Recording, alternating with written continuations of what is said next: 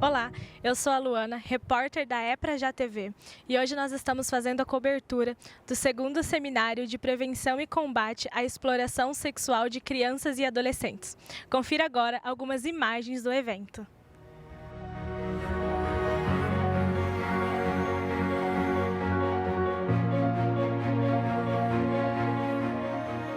E eu estou aqui com o Alexandre, que é coordenador do CREAS aqui de Sumaré. Conta pra gente qual a importância do evento de hoje.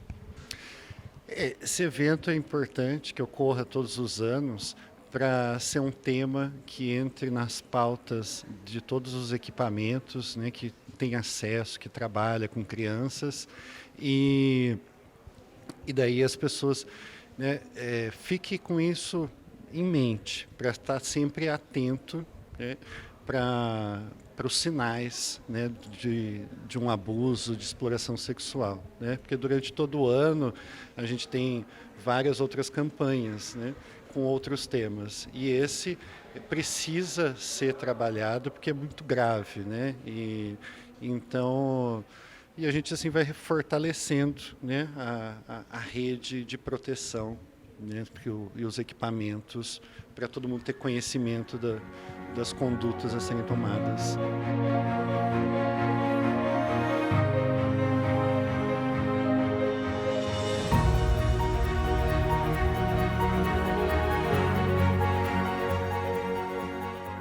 Estou aqui com a Elaine Pinheiro, que é coordenadora do Instituto Bem Querer.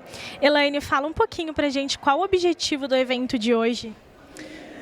Na verdade, o caso da violência e exploração sexual, ele precisa ser trabalhado durante todo o ano, né? Porque não é uma situação pontual de algum mês do ano. Não, ele acontece durante todo o ano. Mas aí em alusão ao Maio Laranja, onde fortemente a gente trabalha esse tema, o Instituto Bem Querer pensou aí em dar destaque à questão da violência para conscientização. Para focar também nos estudantes, porque eles estão vindo aí com essa visão de proteção agora, e acho que todo conhecimento que a gente aborda e distribui, ele é muito importante, né? Então, assim, nós resolvemos aí, né, segundo a nossa direção, orientação da nossa direção, promover aí, esse não é o primeiro, esse é o segundo seminário que o Instituto promove, com o intuito mesmo de conscientização, de combate, de prevenção. E fala um pouquinho pra gente do que é, né, o Instituto Bem Querer e o papel que ele representa hoje na nossa sociedade. Que ele...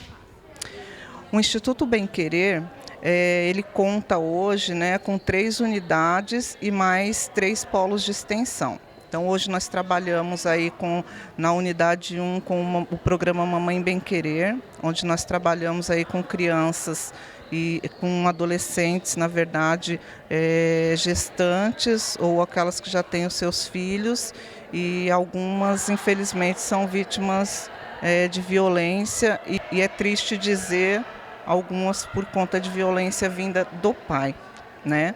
Nós trabalhamos com essas adolescentes aí no sentido aí de ofertar a elas um apoio integral, ofertando para elas a questão aí de como ela ser uma protagonista da história dela, do empoderamento, na questão do empreendedorismo, na questão do vínculo afetivo, né?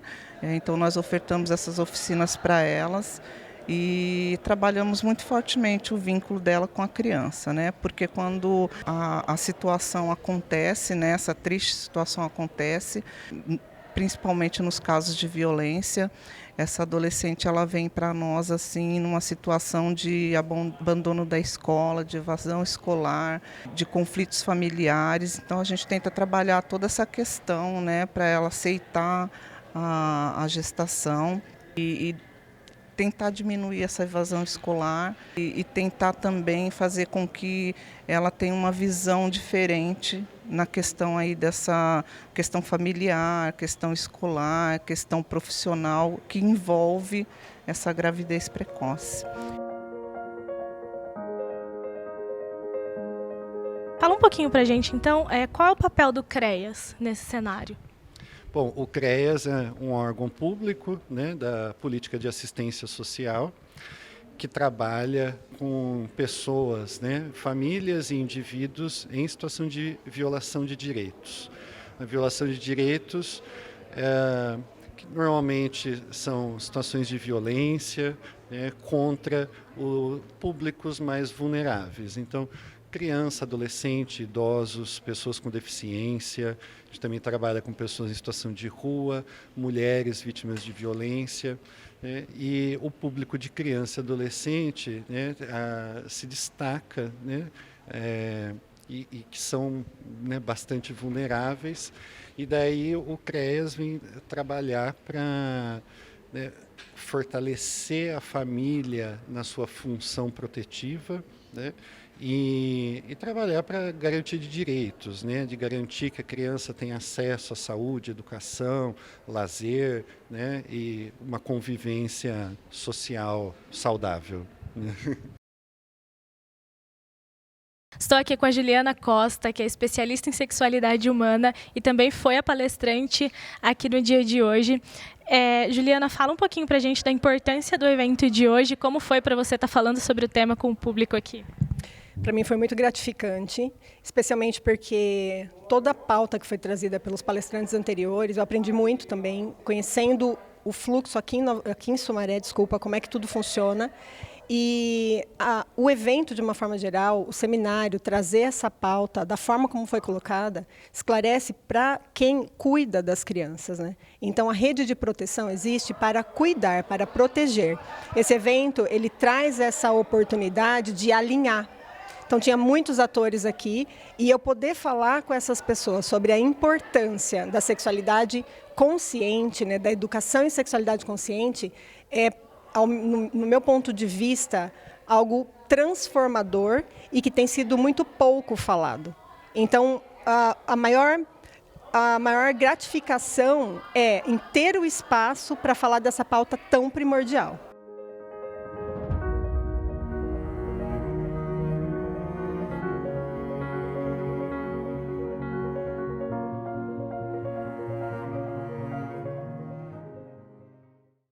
Ao longo da palestra hoje você falou um pouquinho sobre educação em sexualidade consciente. Fala um pouquinho pra gente sobre isso.